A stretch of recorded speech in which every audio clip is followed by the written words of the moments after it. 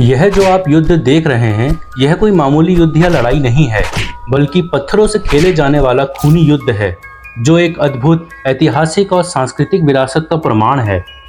पर क्या आप जानते हैं कि यह युद्ध क्यों होता है और क्या है इसके पीछे का कारण? हर हर महादेव दोस्तों, आप सभी का स्वागत है हमारे इस YouTube चैनल पर। दोस्तों, आज की कहानी हमारी धार्मिक और वीरता भरी एक अद्भुत घटना को दर्शाती है। तो चलिए अब इस कहानी को शुरू करते हैं। तो सबसे पहले हम आपको उस जगह के बारे में बताते हैं जहां पर यह युद्ध खेला जाता है। देवीधुरा। भारत के सुरम्य राज्य उत्तराखंड में स्थित देवीधुरा चंपावत क्षेत्र की समृद्धि, संस्कृति और अमूल्य धरोहर का प्रमाण है, जो अपने सीमाओं के अंदर दिलचस्प और ऐतिहासिक घटनाओं को समेटे हुए है।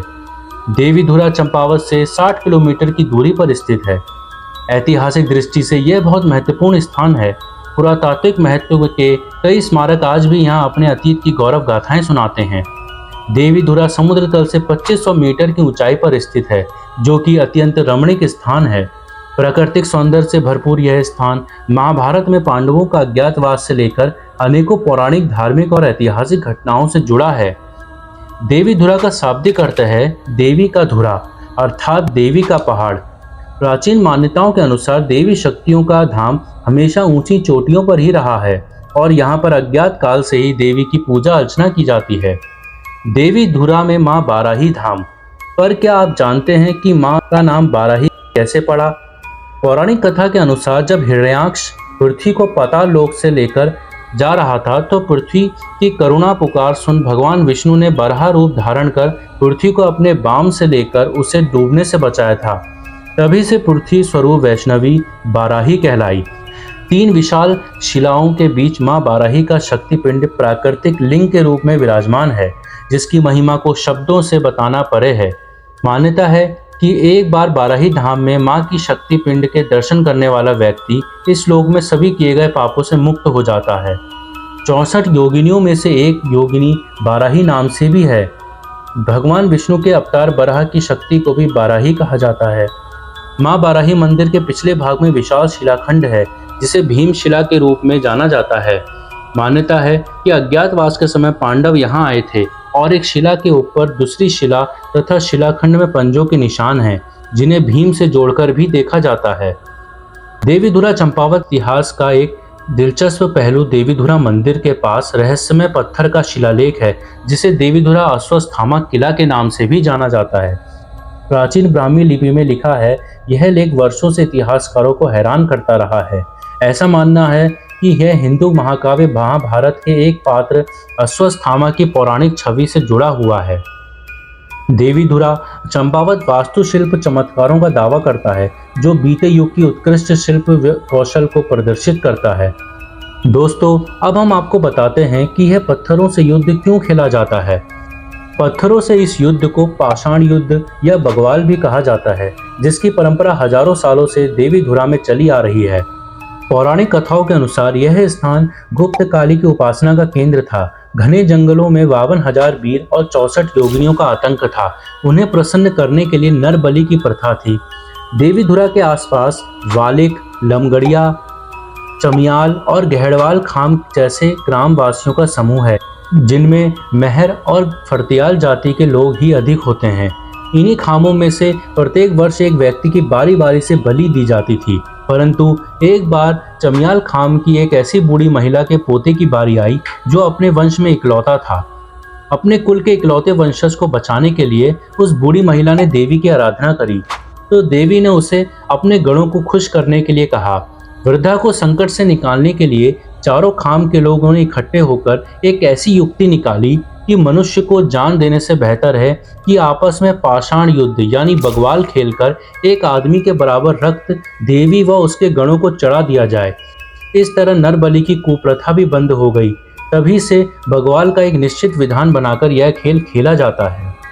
मेले के पूजा अर्चना के कार्यक्रम यद्यपि आषाढ़ी कौतिक के रूप में लगभग 1 माह तक चलते हैं, लेकिन विशेष रूप से श्रावण मास की शुक्ल पक्ष की एकादशी से प्रारंभ होकर भाद्र पक्ष कृष्ण पक्ष की द्वितीय तक परंपरागत पूजन होता है और भारतीय तिथि अनुसार रक्षाबंधन के दिन इसका प्रमुख आकर्षण होता है। श्रावण शुक्ल एकादशी के दिन चारों खामों के लोग द्वारा सामूहिक पूजा अर्चना होती है।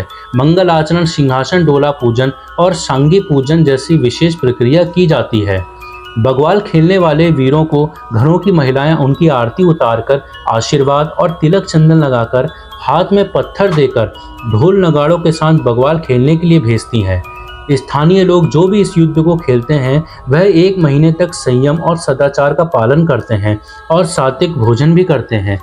युद्ध में भाग लेने के लिए परंपरागत वेशभूषा से सुसज्जित होकर ढोल नगाड़ों के साथ सर पर कपड़ा बांधकर हाथों में लठ लिए और फूलों से सजे छतरियों के साथ धोती कुर्ता पैजामा पहनकर वह लोग अपने अपने गांव से बाहरी उल्लास के साथ देवी मंदिर के प्रांगण दुर्वा चौड़ मैदान में पहुंचते हैं और वहीं पर इस खेल का आयोजन होता है।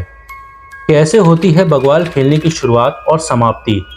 सबसे पहले मंदिर की परिक्रमा की जाती है। इसमें बच्चे, बूढ़े, जवान सभी बढ़ चढ़कर हिस्सा लेते हैं और सभी का मार्ग पहले से ही निर्धारित होता है। मैदान में पहुंचने वाले हर खाम की दिशा अलग अलग होती है। उत्तर की ओर से लमगड़िया, दक्षिण की ओर से चमियाल, पश्चिम की ओर से बालिक और पूर्व की ओर से गहड़वाल दुर्वा चौड़ मैदान में आते हैं। दोपहर तक चारों खाम देवी के मंदिर में उत्तरी द्वार में प्रवेश करती हुई परिक्रमा करके मंदिर में दक्षिण पश्चिम द्वार से बाहर निकलते हैं और देवी के मंदिर और बाजार के बीच के खुले दुर्वा चौड़ मैदान में 2 दलों में विभक्त होकर अपना स्थान घेरने लगते हैं।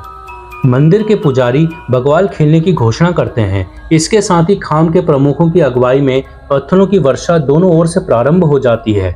जितने ढोल का स्वर ऊंचा होता चला जाता है, छतरी से रक्षा करते हुए दूसरे दल पर पत्थर फेंके जाते हैं। धीरे धीरे यह प्रक्रिया एक दूसरे पर प्रहार करते हुए मैदान के बीचों बीच बने सीमा रेखा तक पहुंचाने का प्रयास करते हैं। पुजारी को जब अंत तक विश्वास हो जाता है कि मानव के रक्त के बराबर खून बह चुका है, तब वह तांबे के छत्र और चंवड़ के साथ मैदान में आकर खेल समाप्ति की घोषणा शंखनाद से करते हैं। उसके बाद वह सभी आत्मीयता प्रदर्शित कर आपस में गले मिलते हैं और अपने क्षेत्र की समृद्धि की कामना करते हैं। धीरे धीरे मैदान से फिर सभी लोग विदा होते हैं और पुजारी जी श्रद्धालुओं को प्रसाद वितरण करते हैं। इसके बाद मंदिर में पूजा अर्चना चलती रहती है।